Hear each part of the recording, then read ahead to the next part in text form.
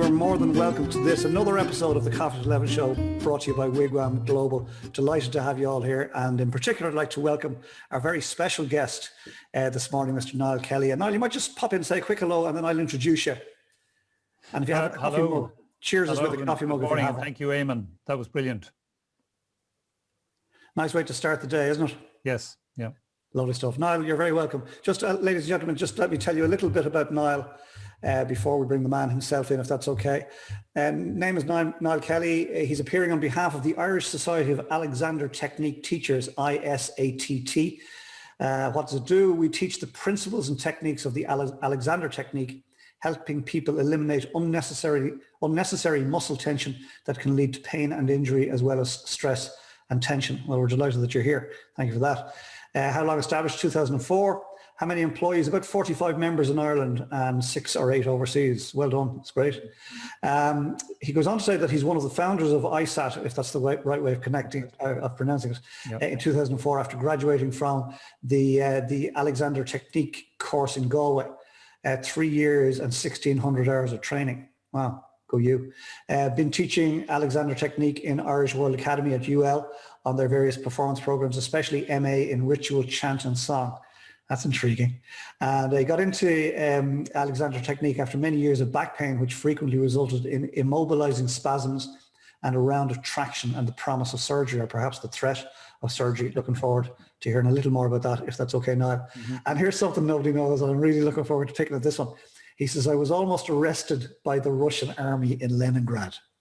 Oh, there's a good one. All right, good stuff. Niall, you're more than welcome. Lovely to have you here, and you've met some of our wonderful audience here, so it's lovely that you're here with us. And as I always say to our guests at the start of the show, we can and we will Google your organization, right? We go there and we check it all out. Okay. So before we get talking about that, would you please introduce us to Niall Kelly? Bring us all the way back, where from, those early years, and how you eventually ended up in Leningrad before we go to ISATT. Right, I hadn't expected that question. Thank you. Well, actually, let me just tell you very briefly of an exchange I had with the Cove World Ship Society 2 weeks ago, in which I was recounting my career, 5-year career in the Merchant Navy, which was how I ended up in Leningrad. And actually, as I say that, it sounds like the name of a book. Maybe I'll work on it. Yeah, I had the misfortune of failing my intercert, and I was offered the option of either repeating it or leave. And I realized executive decision is about leaving, so I said I'll leave, and that created mayhem.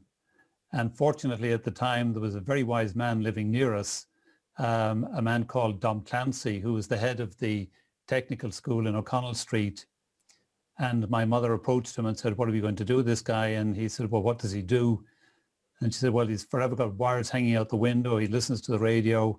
And I was very interested in shortwave radio, and a neighbor of mine was a radio amateur. And he had all this gear, and between one thing and the other, I decided I'd go to the radio school. So without quite realizing what was coming on, I did the course, got through that to my own amazement, and at the age of 17 went off to sea. And in the course of the training, one of the teachers, a fellow called Jim Sadler, got a group of us together to play rugby. So I went out to the field out in just there on the Ennis Road, just back in off the Ennis Road across from the GAA. And when all the positions were filled, he said, right, you're the tight head.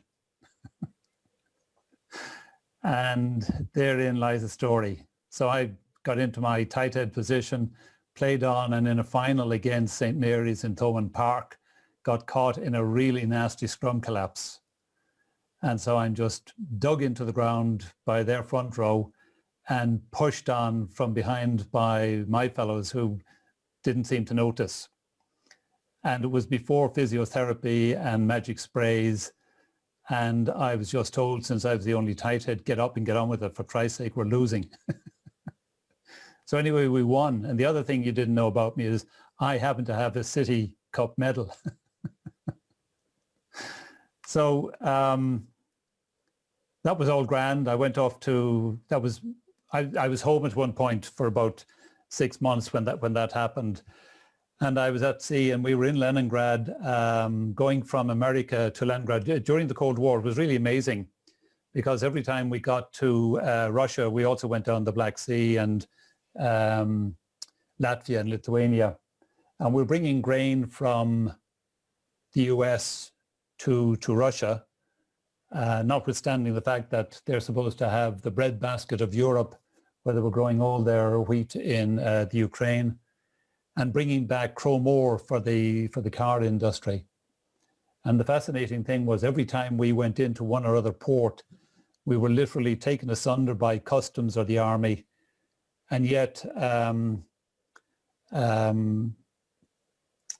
the Kennedys and the Khrushchevs were sitting down having tea, negotiating the Cold War and saying, oh yeah, we need 40 more ships of grain and we've got 40 more ships of chrome ore for you.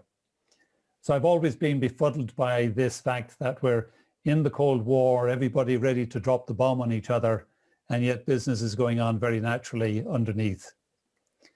And while we were in Leningrad, as we were going in, there's a very lengthy approach into the city, into the docks, and two of our guys were sitting down on the deck with a small pair of binoculars looking to see what ships might be in so they could go find their pals and go drinking. And the next thing was, as we came alongside, 4 or 5 trucks arrived down, picked up the 2 lads and took them off to jail for 15 days. So we just got on with life as it was.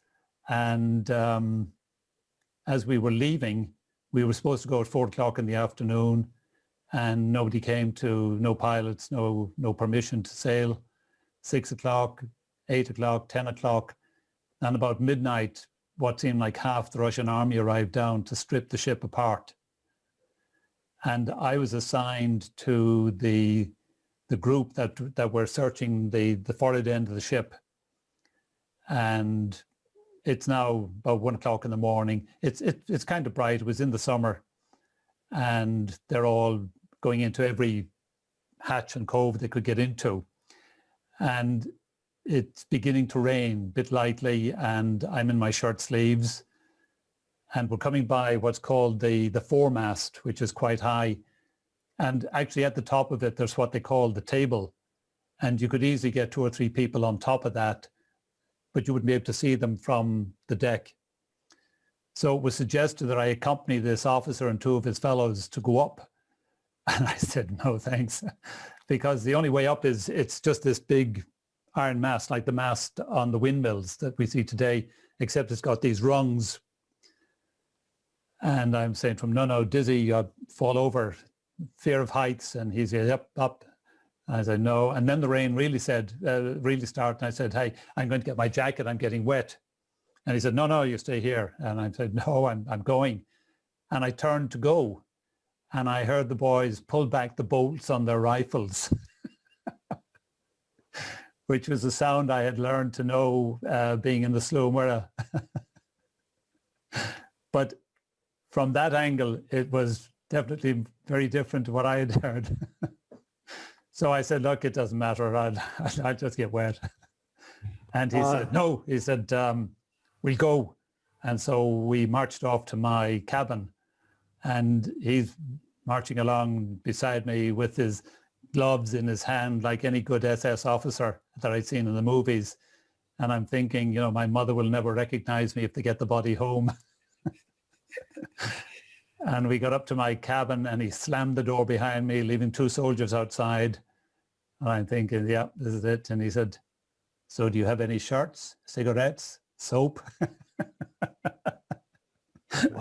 Wow, incredible. Yeah, indeed, Seamus. I'll tell you, that was intriguing. There is some entrance into the cafe. Niall Kelly, that's Yeah, you're up there for the award. Oh, thank you. Come here, wonderful stuff. I'm just going to go back on just some small elements, if you don't mind. First Yes. of all, thank you for sharing that. For me, it was the human side of the Cold War. I mean, this is history stuff, folks, that we would have all lived through or been aware of. Yes. And Tim Kelly, you can Google it later. But anyway, it was, we did. So you were living through it, and you were going between the two superpowers, as you said, the Khrushchevs and the Kennedys having tea, and you guys getting nearly arrested for actually carrying out the work. The other thing that I thought was really interesting, and this goes back to Wigwam, the work myself and Shelley do, and some others, and we had a lovely conversation yesterday with a gentleman called James Knight, on Wednesday I should say, where James came in and addressed our group. And James has created a universal language which helps people understand their most natural communication style, because yours and mine, we get each other. If you're the same communication style as me, we'll get each other naturally. Yes. The problem is 3/4 of the population are the other communication style. So unless we're aware of the others, well, then our messages our words, I suppose, can get lost. But the thing he was talking about the other day, you reminded me of it, Niall, when you said you failed your intercert, and thanks for being honest about that. And your mother went down to the tech or whatever it was, and technical school, and she asked the question, what are we going to do with this fella? And thankfully, somebody said, okay, so this guy has a genius in some other area other than reading, writing, arithmetic, right? And that's so missing in today's world, I believe, in terms of the education system is one size fits all, and it doesn't clearly. So that's really interesting. So well done to your mother for recognizing and then putting in a path. Yeah. Thank you for that. Come here, that was fascinating. So you're now out of the Merchant Navy. The back problems are getting worse. What happens next? Well, at that point, I got a job with the Department of Transport and Power in the Coast Radio station down Blanche Island. So we're living down there, and I'd got married, and we were due to go to town, which meant you went to Carsavine, but you went by the ferry because the bridge wasn't open at that stage. And our 2-year-old was doing the usual 2-year-old stuff, while my wife was checking out with our friends, was there anything they needed in town? And he kicked off his shoe, so I bent over to put the shoe back on and went to a new planet. I could not believe the pain. And in my stupidity, I made my way up the stairs and got onto the bed, and the pain increased, and I got myself off the bed, and then I realized you can't go down the stairs bent over double. So I wisely turned and crawled down on my hands and knees. And then I realized, actually, when you're crying bent over, your tears just fall on the floor. My wife and my friend arrived back, and they held each other up laughing at my predicament. So I quickly learned, there's no sympathy for back pain. And I ended up with getting out to the doctor, and it was really interesting going into his clinic, and there were lots of people in there waiting to see him, and I'm still bent over double, and all I could see was feet parting to allow me go through. And I entered into a whole new ritual in my life, which was drop your trousers, get a shot in the ass, and wait till your leg goes numb. And he brought me into his kitchen and put me lying on the floor in front of his range, and his ginormous Labrador took offense to that and lay on top of me because that was clearly his spot. Thanks indeed, Sarah, for that. You know what, Niall Kelly, what has come from this morning already is you need to write the book. You've got an incredible way, they're all thumbs up everywhere. You've got an incredible way of painting pictures with words. And your wife and your best friend holding each other up laughing at your predicament. Just absolutely, you wouldn't get in a comedy show.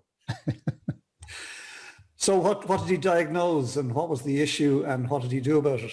Oh, it was, pulled muscles, and his treatment subsequently was anytime I went to see him for the next couple of weeks, was he would stand back to back with me and we'd interlock our arms and he'd bend forward and shake.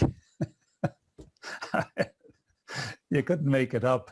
And it was a form of traction that he was trying to give me in the hopes that the lower weight would take me off, would ease the spasm, whatever. But this went on then for the next 30 years in various places. And the last time it happened, I had bypass surgery in 2001.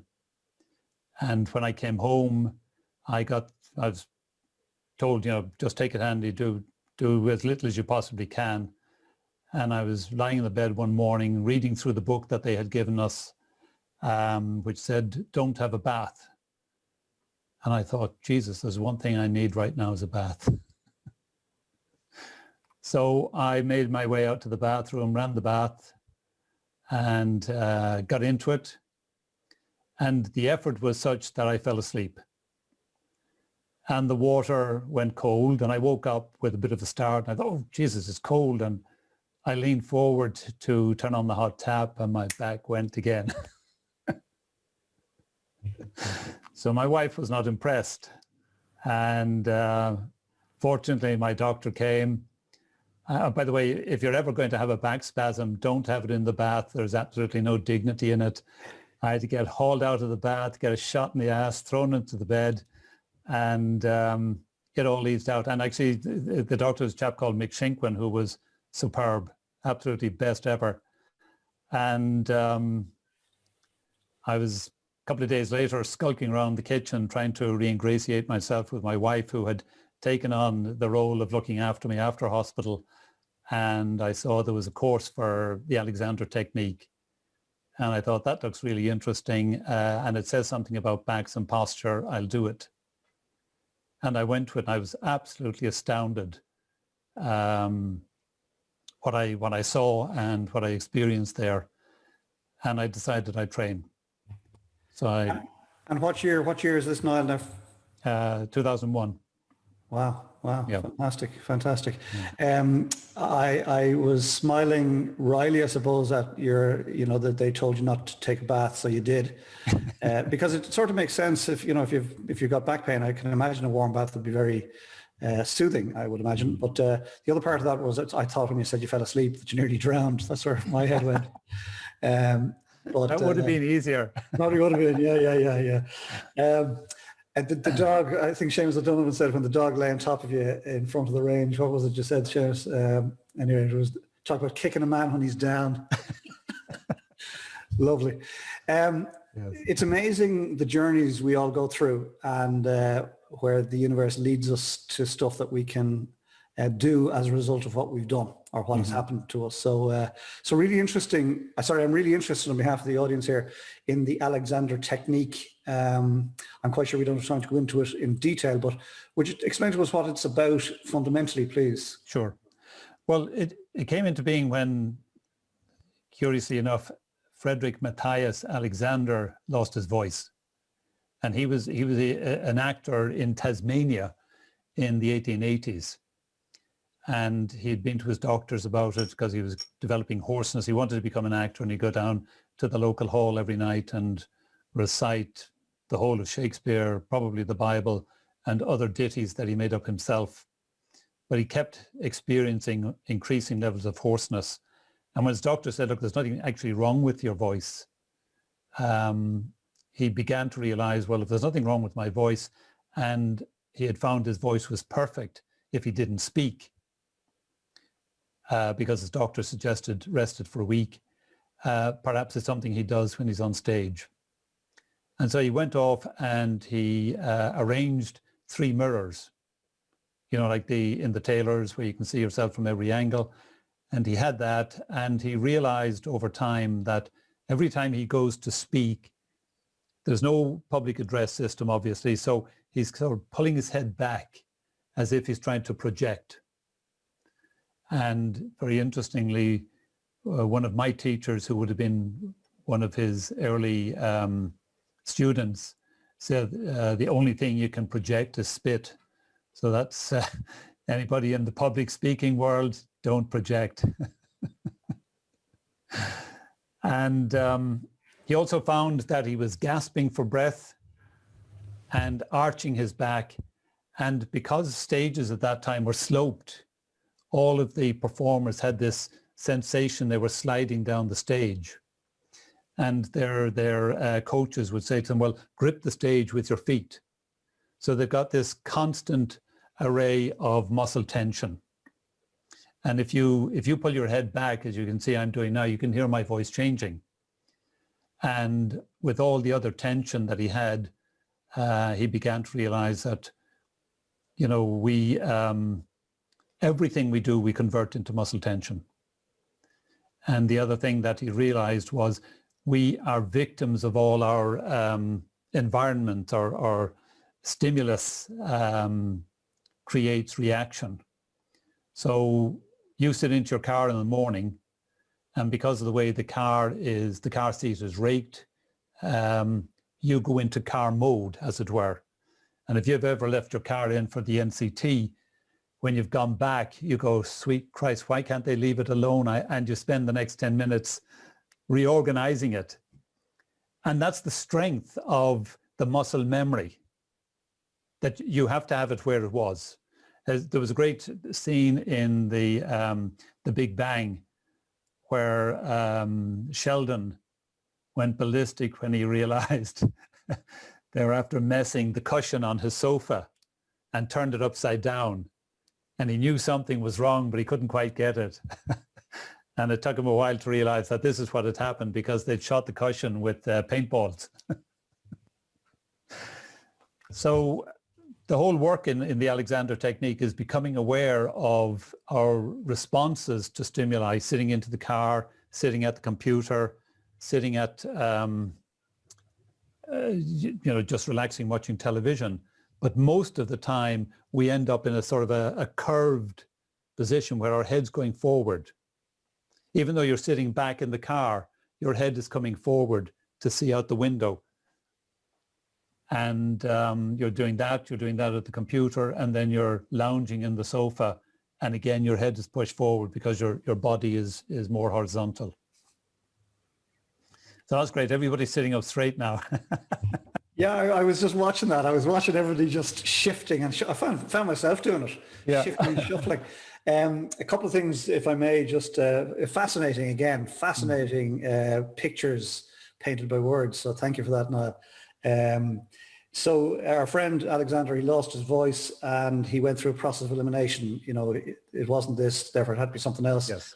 Loved the Taylor's mirrors thing. You can just again see how that might be a way of addressing it. And then his insight from that he was throwing his head back as though to project. Love that the only thing you can project is spit. Love that. The other one I didn't know about is that back in the day, the stages were sloped, and therefore people gripped with their feet. I didn't know that. Yes. So that's news to me. But as it happens, it struck a chord in me because I carry my tension in my feet. I was in the hospitality industry forever, and of course you're supposed to swan around as though you're in control when you're actually not. Yeah. So the way I gave off that impression was I learned to push all my tension, not from my shoulders, not in my shoulders, push it down to my feet. So I could be standing with you having a perfectly cogent conversation, and my feet would be locked to the ground, right? Yeah. Thankfully those days are gone. So I get all that, and I felt for Sheldon, the Levsers. That was like something would happen in the Coffee to Level show. That'd be something like Tim Kelly would start. Let's upset your man's cushion, see what happens. Yeah. So James Finnegan with the whoa. All right. Niall, really fascinating introduction to the Alexander technique. So what happens then when people attend? Well, because of the training that we do, which is really about eliminating tension in our own bodies, like a lot of the course involves lying on the floor with your head on books and getting into touch with what's actually going on in your body. And I found that absolutely impossible. I would lie down, I'd be up 5 minutes later. And it was several things. It was all of the signals, the physiological signals in my body, which I would have been ignoring because I'm too busy. I've got this to do, I've got that to do. And they're all going, yeah. And I would just have to get up and I would be told, get back down and get on with it. And over time, I began to realize, you know, the degree to which we are driven by these physiological signals. For instance, here's a good one to try. Fold your arms. You know the way you learn to do it. And now notice you've got one hand sticking up and the other hand sticking down. Okay, now fold them the other way.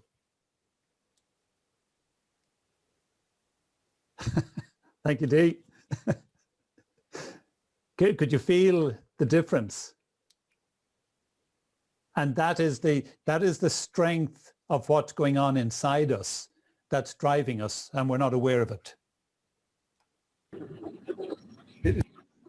That's actually almost impossible to do. I don't quite know how to unfold my arms and fold them the other way. Yeah, well, you come to me. I'll show you how to do it. I'll charge you a fortune. I love it. But do you know what? That explanation of us lying on the floor with books, I would assume, but I could be incorrect here, that over time books become book and perhaps no book. Is that? No, books become pillow. Become pillow, okay. Yeah, absolutely. Okay, interesting. Yeah. But I can absolutely feel what you're saying there. So lying on the floor, right, thinking, what am I doing here? Yeah. And as you say, the body going, you know, but if we actually find a way of relaxing into it, yes, we can feel where the tensions are. And then what do we do once we know where the tensions are? You see, you've just hit the problem on the head. It's not relaxing into it, it's releasing into it. Because relaxing is a form of collapse. You just give up everything. And in giving up everything, you smother out those signals again. But as soon as you re-engage, they're back. And they're the signals that say, you know, hold yourself this way. Remember your shoulder, tighten it. Remember your neck, keep it tight. Keep your feet tight. You've got to withstand the audience coming at you, your customers coming at you. You need a sound foundation. Okay, so I'm curious now, and forgive me, folks, but I just want to pick at this one. The difference between relaxing into it and releasing into it. Just give me that one more time. Sure. Please. The relaxing is an overall collapse. It's like you throw yourself in the bed and you go, oh, thank God I'm finished. But releasing is staying with yourself, understanding these signals. Like every muscle has got thousands of little tiny sensors that are signaling the brain, this is what's happening. And these sensors and these signals are what allow us close our eyes, put our hand out and bring our finger to the tip of our nose. Because they're being read internally like internal radar. But when those signals or those sensors are under pressure from tension, then we try to damp them out because they're uncomfortable. And then they just get louder and louder and louder. And because we're not paying attention, the muscles then start to get sticky and they become uncomfortable and the pain starts. And suddenly, you know, they've all shortened down a bit. And we go one day, oh, I must get on top of the shelf. And then you're going to the doctor, my shoulder, I can't get my hand down. So. And so how does releasing into it then allow for that to release or relieve itself? Well, then as you become aware of the particular holding, so say you're on the floor and you realize, actually, I have a lot of tension in my feet. So I've now got to start talking to my brain and letting my brain know that I'm no longer in the business. In fact, I'm lying on the floor, which I would never do with my customers. So it's okay, brain, to let them go. Wow. And we don't realize there is that circuit. Wow. Yeah. And for fear, risk of appearing stupid here, and then over time, so long as with continuous practice, that can happen. My brain can tell my feet to let it go. Yes. Yeah. Wow. You give your brain permission to stop, because brains are phenomenal things, but they're not the smartest thing that's out there, and they just do what they think you want them to do. So if you get into your car and you assume the car position, your brain thinks that's what he wants. So the stimulus is the car, the response is whatever your car mode is, which is why you go ballistic when the NCT guy or the garage guy shifts the seat. Fascinating. That's really fascinating stuff. And at one level, so simple, and another level, highly complex. What did you say about the brain? The brain is great, but it's not very smart. It's not the smartest. Yeah. It's not That's a great phrase. Its job is to keep us alive. Okay. And all we do generally is interfere with it. So, a lot of people will come with breathing problems because of the overall tension. Their ribs are not moving to the degree that they can. And they seem to forget that you go to sleep every night, you shut yourself down for 8 hours and you breathe away. And they say, well, I have problems with my breathing. And you don't. You've got problems with muscle tension, probably in your back and ribs. And because of the way we train, you can actually feel that tension. And in the main, people are totally unaware of it. It really is fascinating. I had no idea what to expect this morning now, but I'm so delighted that you found out. No, seriously, it's wonderful. It's wonderful. Yeah, thanks, Seamus. Thank you. Very educational and fun. Mm-hmm. I know you and your team created some courses that you're making available free to people, and we have a link to put in the chat, which I'll just throw in there in a moment. Do you want to tell us about those, please? Sure. And thank you for the opportunity to let it out to the world at large, because we have issued a press release, and I'm not sure how the press and the media generally want to respond to this. But when I talked with the guy that we asked to help, he was saying, well, the first reaction of any of these media people is going to be one of a bit of cynicism. What's the catch? So I was quite taken aback by that in my own naivety. So this is a great alternative channel for people to hear about it. Thank you. When we're faced with any kind of a threat, our immediate reaction is to just close in, because you want to avoid it. And we lock on with our eyes. We watch it very, very carefully. If it's a dog coming at you, you're going, because you want to know, is it going this way or that way? And you tend to hold your breath. So we've got three choices. We can fight, flight, or freeze. And with COVID, you can't fight it.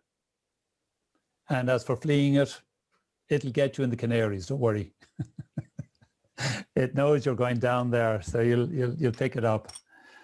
And we're left then with freeze. Now, we can't all just go lock, but we just start to pull into ourselves. And it's a bit like, I used to notice it, if you're on the underground at a busy time, you just don't want to come into contact with all these other people in the carriage. So you just pull yourself in as tightly as you can. And sometimes when you get out, you forget. You don't let yourself expand again. So you get into this holding, and people have been holding since the advent of coronavirus. And what we want to do is to show them that they don't have to be overwhelmed by these messages coming through in the physiology saying something's wrong, something's wrong, something's wrong, and not knowing what it is. Sure, something's wrong. You're just taking a very natural response to a real threat. So now just sit on the chair, put your feet flat on the floor. And when you breathe, we don't believe in breathing in, we believe in breathing out, because people are holding their breath. So we do what we call a whispered ah, and everybody goes, and if you wait, the breath will come in naturally, and it will be a deeper, fuller, more satisfying breath. And then you go, whoa, that feels all right. Not consciously, but your brain goes, thank you very much, got the oxygen levels back again.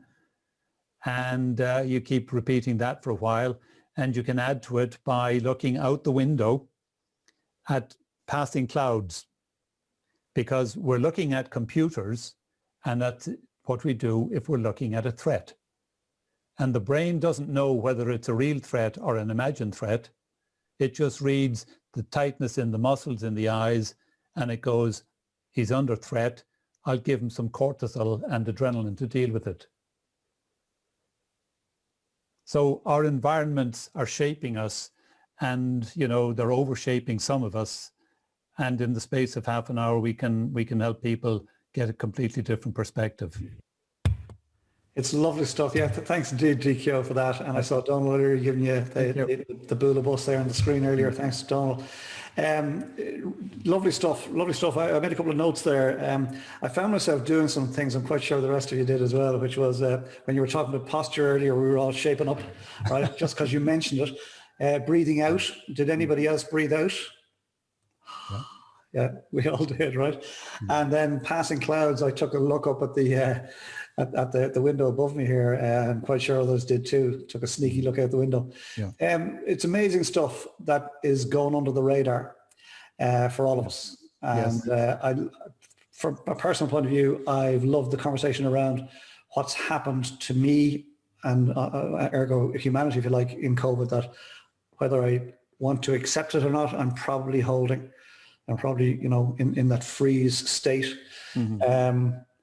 Really interesting. What would you like us to do? What would you recommend to your nearest and dearest that we would do in relation to that link I put into the chat?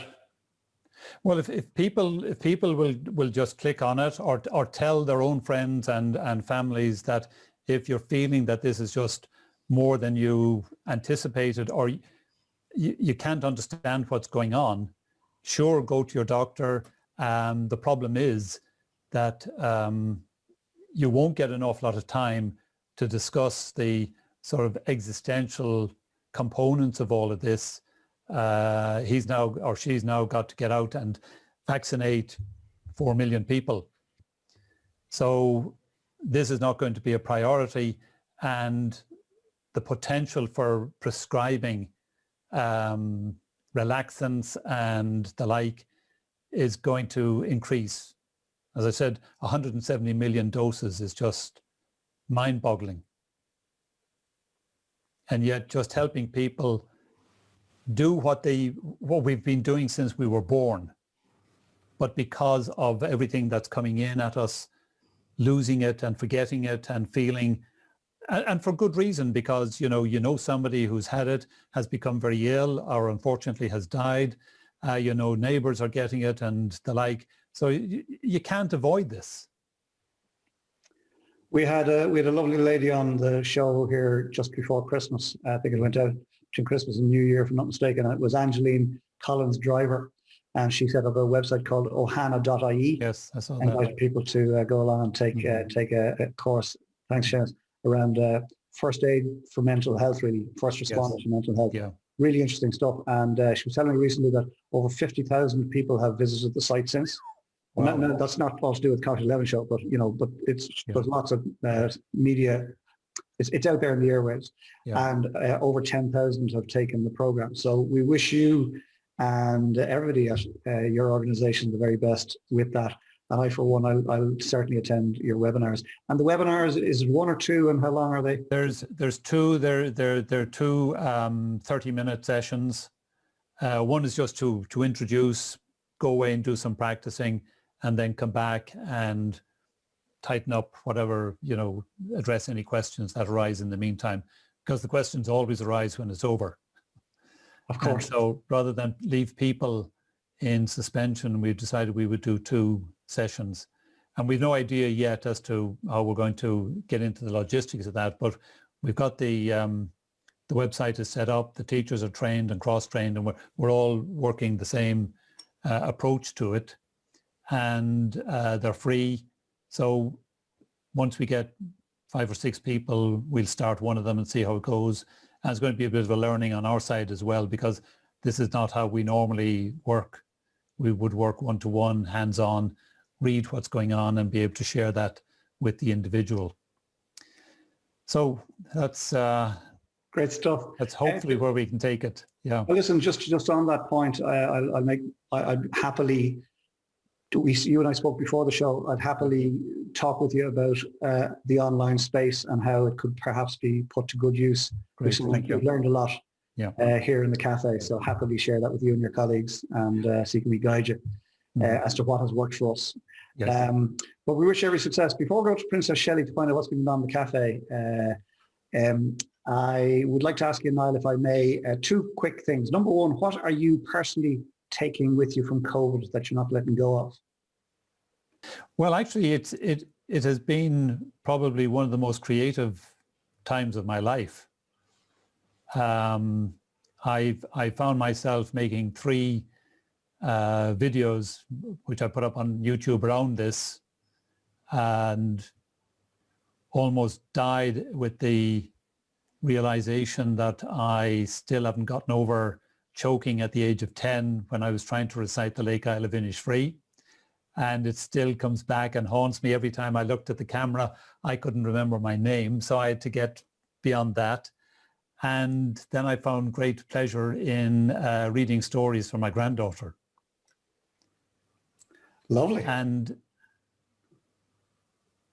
working then with the chronic pain people, I designed a program for them and then bringing this on. So it's probably more work in the last year than I've done for quite a while. Like going out to UL was just fantastic. I had the students, they would come in and they would all sing for me. I mean, how bad a job is that? I love it. I love it. Yes, indeed. I would just work with them and say things, well, do you realize what you're doing here with your neck? Or do you realize what you're doing with your shoulders or your ribs? And they're saying, well, that's the way my teacher trained me to breathe. And you're going, oh shit, we're in trouble here. And you say, well, let's experiment and try this. And they go, wow, why didn't I know that? And it's all about just being aware of what we're doing and releasing it. That is wonderful stuff, wonderful stuff. And dare I say it, all legacy stuff as a result of COVID. It's forced you to stay, if you like, in your space and get creative, and you've done that, all of which is legacy stuff. It's 100-year work, as we like to talk about here at the Coffee at 11 show. Oh, thank you. It lasts through the generations. And then the second question, we go to Princess Shelley then, is what would you say to your nearest and dearest, and perhaps the question, or the answer to this one is obvious given who we're talking with, if they are feeling under pressure because of COVID, what would you recommend that they do? Well, I suppose it's probably sounds trite, but I think people are getting too much information about it. I don't need to know that they're having a row with AstraZeneca. I don't need to know that Ursula von der Leyen is about to declare war on Europe or on the UK or on Ireland or on the north of Ireland. Life went on perfectly. When I was at sea, you left a port. You were out at sea for 20 days. You found the port you were going to with the talents of the navigators. And you might send one message saying, we're here, we expect to be there at 3 o'clock on Wednesday. And that was it. Now, it's just overload. It's ridiculous. So people have to recognize that there's just way too much information in the system, filter it out and pay attention to what's real for them. And what's real for them is understanding their reactions to these stressors and find ways of dealing with it. Lovely stuff. Lovely stuff. Niall Kelly, an absolute joy conversing with you today. Thanks, Shane. Thank you. Ladies and gentlemen. Now stay where you are. You're not going anywhere yet. Princess Shelley, please. Hey, Niall. Thank you very much. You're welcome. I kicked off all the comments here just like an ordinary cafe in the real world. You know, everyone's coming in. Happy Friday. Seamus said, great to see all the smiling faces, and comes right back at you. So just like, you know, it really is the closest thing to a real cafe where we're all sitting here eavesdropping on your wonderful conversation with Colm this morning, and thank you. So we were all exchanging pleasantries at the start, and there was a lot of love for Eamon's mindful moment at the start of the session. Yes, brilliant. Yes, there was lots of that. And then James kicked us off with, you were bringing us back to the early days with that great story that I could imagine it as a scene in a movie, you know. And you spoke about, you heard the barrel click of his gun or whatever, and everybody's eyes widened, you know. And James popped in there, nuclear annihilation should never get in the way of commerce. So thank you for that, James. Typically Rye from James, I think. Thank you. Seamus then said how we learned to love the bomb. So thank you for that, Seamus. So they're all popping in with their little bits of and then DKO said, thank you, D. Failed into cert. Ash, don't let school ruin your good education. Isn't that great? I love that.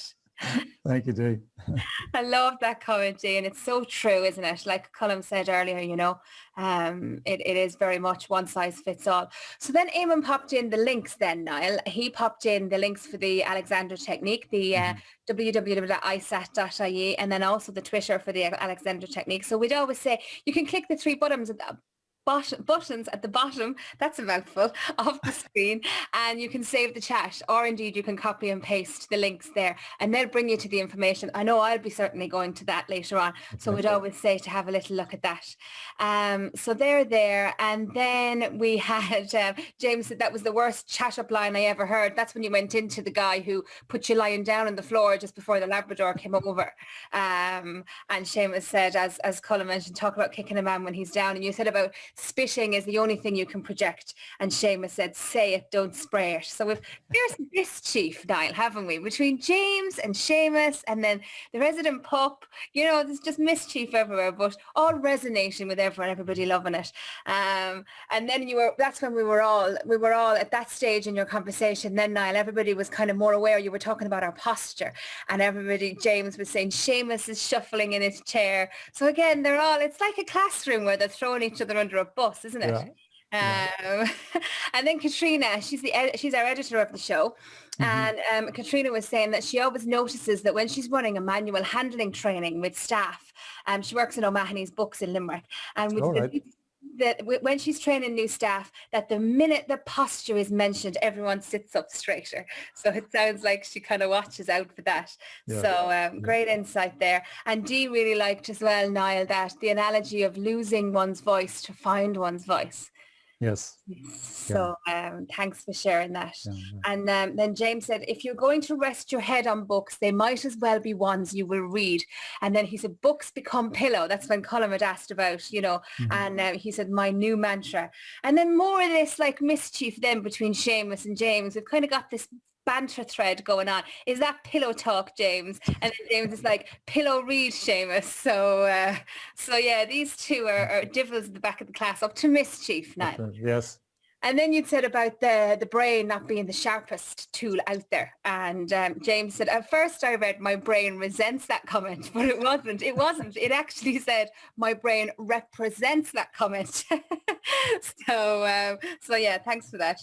And then Seamus said, Niall, and I couldn't agree more, write the book, Niall, because, you know, and everybody's there. Yeah, write the book, because you tell such a fantastic story, you know, a really good story. Ger, then, it's great to have you in the cafe, Ger. He said, fascinating insight, Niall. Thank you so, so much. And a big thing we miss, and Eamon is a great teacher of this, is that we're not aware of our own bodies and mind and what it's doing for us and indeed against us in the background. Would you care to comment on that comment, Niall? Well, the lesson I learned long ago is never knock a guru. But he's absolutely right. And I think that is one of the great advantages of mindfulness and the whole thing that we've been beginning to learn here in the West. Yeah. You know, I remember being really resentful when I had the idea that, you know, for God's sake, you know, why can't my body just carry my brain around? after all, that is the best asset I have. Yeah, that's a good one. And I've now come to realize actually your body is a bit better than that one. Because if you look after your body, it'll look after your brain. Excellent, excellent flipping off it there. And I see people taking notes there with that. Love that. Eamon said that he looks forward to watching the webinars, Niall, and I know there'll be a few of us watching those. I've certainly made notes of it. Well, there's no watching, there's joining in. Excellent, even better, even better. Great stuff, even better still. Yeah. Eamon said it requires discipline to find the blessings in the crap, including COVID. Seek and you will find them. And then you were talking about we're overloaded, and I saw so many nods and engagement in the cafe. It's so great. You were talking that, you know, there was a time when you'd leave one port and arrive in another 20 days later, and you don't need to know X, Y, Z and all these things. And Katrina was nodding and she said, agreed 100%. Doom scrolling is a real thing. That's a word I've never heard before. Doom scrolling. I love it. Yeah. So yeah, she said that's a real thing. And Colin said, yeah, that's Seamus and James. They're showing their age, Cork and Kerry, and that's all. It's kind of true, actually, 100%. So yeah, so lots and lots of great comments. James says, O'Mahony's, I'm sure will be delighted to sell the book when you write it. So you're going to have to pick up the pen there or start typing, Niall. So as I always say, guys, it's your comments that make the show so great. Do you know what I mean? I mean, the conversation that's gone on between Niall and Colin is one thing, but it's all your great comments.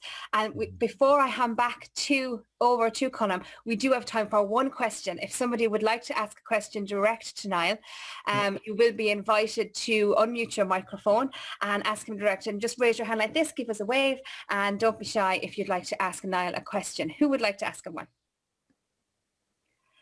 Oh, Donald, unmute your microphone, Donald, and we'd love you to ask Niall a question. Niall, you're a raconteur. Have you been called that before? Been called a rat. Is that the same?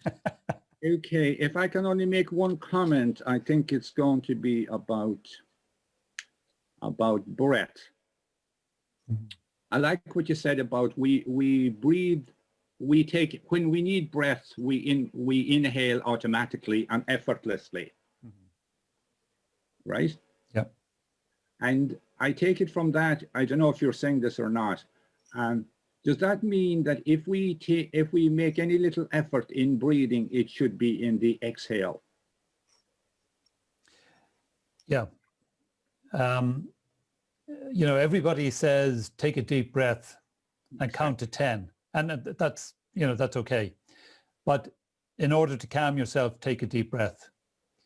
When I've been working with the singers particularly, they've already taken the breath. They're ready to go. And now saying to them, take a breath, is like saying, you know, fill the bucket again. You can only get so much air into your lungs. And when you try to put more in, because you're believing this, I need a breath, you experience real discomfort. And that discomfort goes, something seriously wrong now. So we would always start with exhale. Exhale and wait. Right. And just let the system do what it does inside, and it will breathe you, and the breath will come in, and you exhale again, and the breath will come in, and you breathe in through your nose and out through your mouth. Sure. I can't help but ask you one more thing. I can't help myself, I mean. Yep. You've heard of Wim Hof and Buteyko, yeah? I have, yes. Have you any comment on either of them or both of them? Buteyko, I think, is 100% on. He saw the link between the loss of carbon dioxide and the pressures on breathing. I think Wim Hof is taking this to a whole different level in performance in sport. It's not the sort of thing that I would be suggesting to somebody who's experiencing stress and tension or performance anxiety.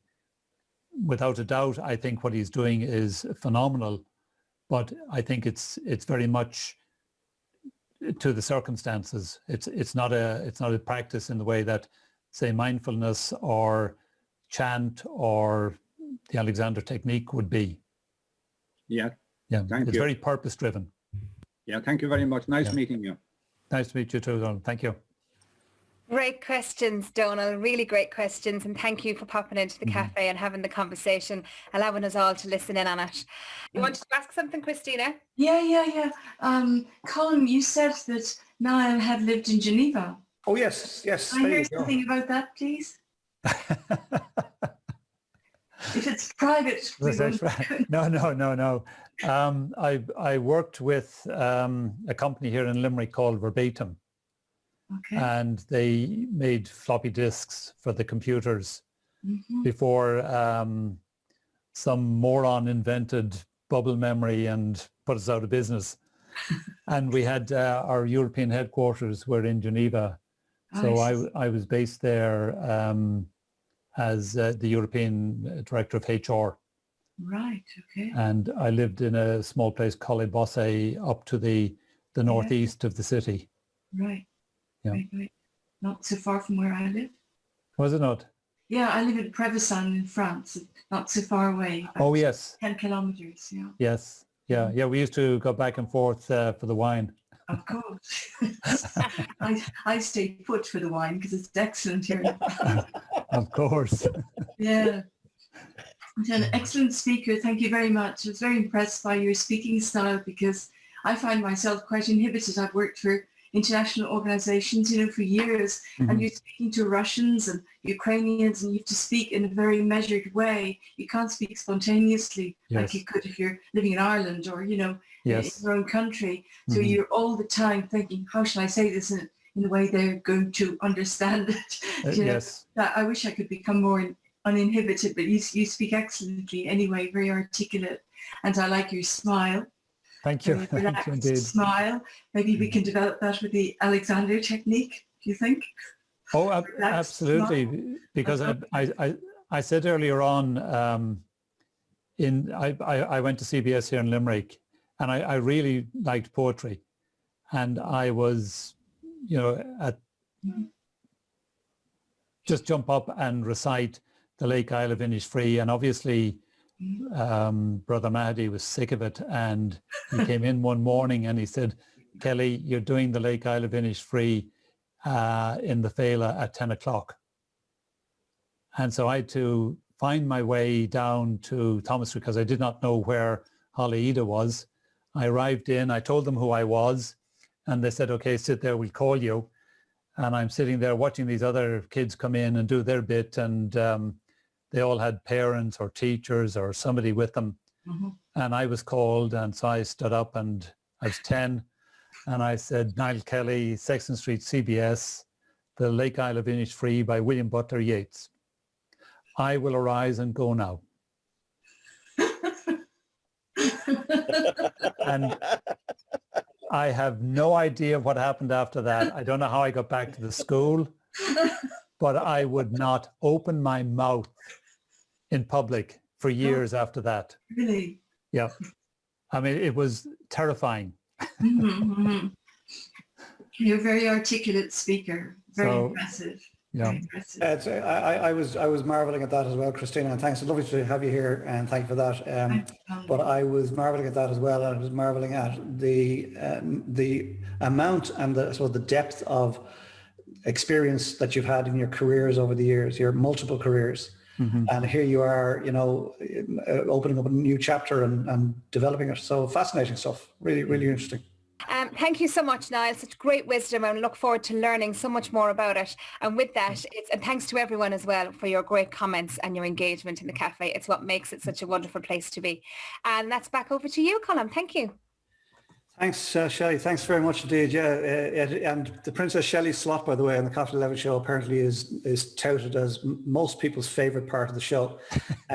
But I've recently joined the tribe that subscribes to that because it's wonderful, because as Shelley says, that part represents all the chatter that's been going on in the cafe amongst this group of friends that have come together, most of whom we've never met in that other world. But it's just wonderful, and it's lovely to be here. And we come in and we have, dare I say it, meaningful conversations with real people.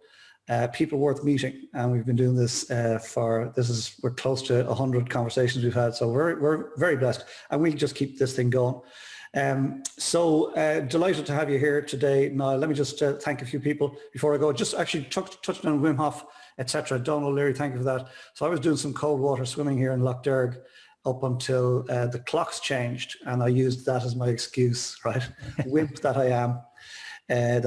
Sure, you couldn't swim in the dark. It's 5 o'clock now, right? So I didn't. However, Sarah, I'm sure a lot of you know Mia, she was leading the charge on that, and so she challenged me to start having cold showers. So since then, I have my hot shower and then I turn it, whack it down to cold, and spend 2 minutes. Check it out, seriously. And this is going to sound really weird. I look forward to it. Right, so there you go. By the way, I keep it off my head. I just, front and back and sides and whatnot. Anyway, there you go. Right. Okay, come here. It's been a pleasure as always. Fascinating. No idea what's going to happen whenever we open up the cafe. Before I forget, DQ.